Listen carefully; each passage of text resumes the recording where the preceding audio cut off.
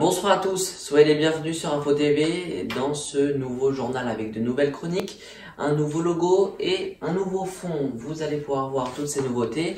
D'abord, on commence avec le sommaire de ce journal et avec l'acte 19 des Gilets jaunes qui s'est déroulé beaucoup plus calmement que celui de la semaine dernière, l'acte 18 qui a été émaillé par de nombreuses manifestations très violentes avec des casseurs.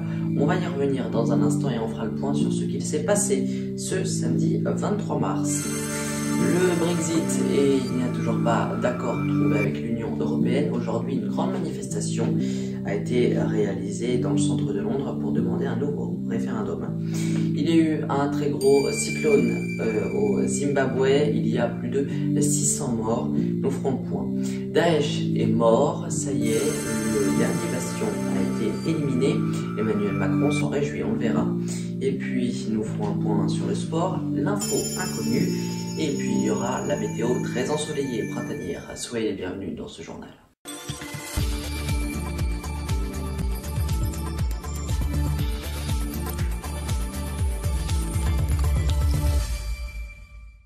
Il y avait donc un très gros dispositif de police pour ne pas réitérer le fiasco de la semaine dernière de l'acte 18 des Gilets jaunes.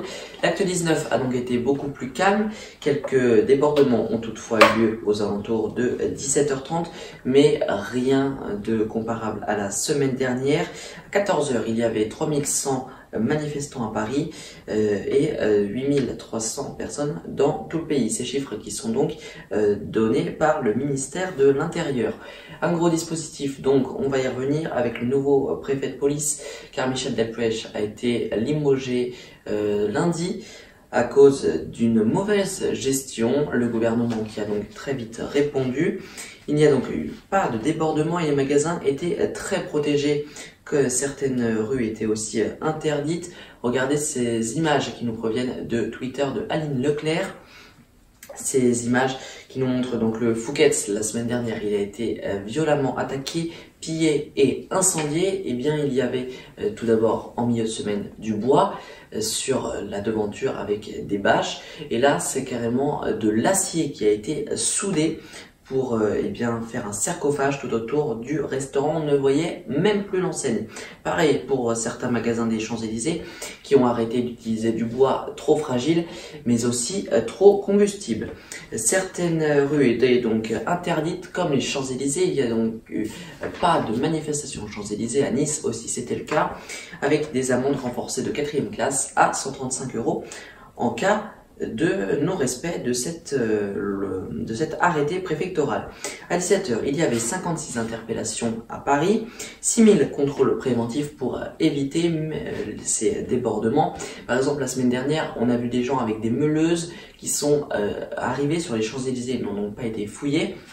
Là, ça a été le cas, même les taxis devraient ouvrir leur coffre de voiture. Et puis on a eu aussi 45 verbalisations à 135 € pour non-respect de l'arrêté préfectoral de l'interdiction de manifester. On en vient maintenant au Brexit et à Londres pour un nouveau référendum. Une grande manifestation a été aujourd'hui organisée. Il y avait, selon les organisateurs, 1 million de personnes dans les rues. Aucun accord de sortie de l'Union européenne n'a pour le moment été trouvé. 650 morts au Mozambique et au Zimbabwe après un fort cyclone, c'est le triste bilan qu'ont fait les autorités. Selon les autorités toujours, c'est un désastre. On craint maintenant l'épidémie et il n'y a pas d'aide pour le moment sanitaire.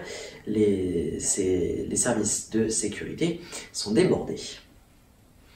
On en vient maintenant à Daesh qui est mort. Les forces démocratiques syriennes ont été saluées par Emmanuel Macron aujourd'hui dans un tweet après leur victoire contre le dernier bastion de Daesh, l'organisation islamique, est donc morte, ce qui, je cite, était un danger majeur pour notre pays et ce danger est donc éliminé. 2018 a été une année record pour le tourisme en Île-de-France. 50 millions de touristes ont visité l'Île-de-France en 2018, c'est 2 millions de plus qu'en 2017, soit autant que la population de la Corée du Sud. Un record rendu possible grâce à l'augmentation du nombre de visiteurs italiens, plus 27,5%, japonais, plus 18,5% et espagnol, 16,1%. Et si on pouvait recycler les bouteilles en plastique à l'infini? Le problème du plastique, c'est que la méthode actuelle ne permet d'utiliser que 25% de matière recyclée dans une nouvelle bouteille. Une entreprise française, Carbios, a trouvé un procédé chimique pour faire des bouteilles 100% recyclées et les recycler encore à l'infini. Du sport, rapidement avec pas de Ligue 1. Hier soir, la Moldavie a été battue par la France 1-4 avec, vous le voyez, des buts de Griezmann, Varane, Giroud et Mbappé pour la France. Ce match intervenait pour les éliminations de l'Euro 2020. Le président du PSG a été entendu pour corruption, Nasser Al-Khelaifi, et donc très fragilisé. Et puis du sport toujours avec du cyclisme et le Milan Sanremo 2019 et la victoire du Français Julian Alaphilippe qui se dit confiant. Une nouvelle chronique maintenant, c'est l'info inconnue. Saviez-vous que 43% des pilotes de ligne anglais avouent s'endormir pendant leur trajet en avion? C'est dû notamment au pilote automatique de l'avion qui fait quasiment tout seul.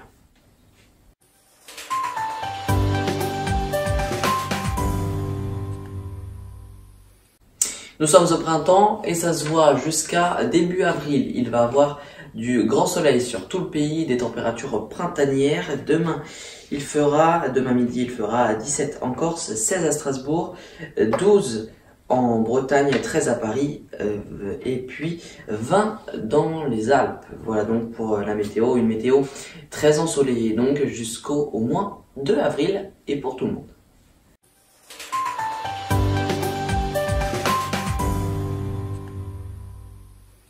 C'est la fin de cette émission, merci à tous de l'avoir suivi, n'hésitez pas à nous dire en commentaire de cette vidéo ce que vous pensez de cette nouvelle émission, le JT, plus moderne, et puis n'hésitez pas à nous donner des conseils pour nos futures vidéos et nous donner également votre avis sur nos nouveaux logos que vous voyez affichés en haut ou en bas de votre écran.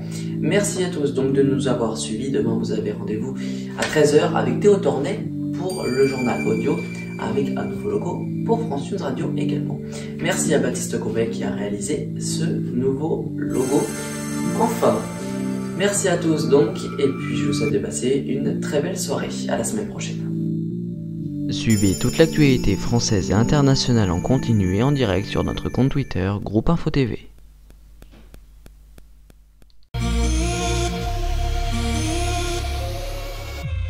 Retrouvez-moi tous les dimanches à midi pour le journal audio avec toute l'actualité du jour ainsi que la météo, et dans certaines éditions vous retrouverez l'infotrafic. Retrouvez le journal audio dimanche à midi sur Info TV.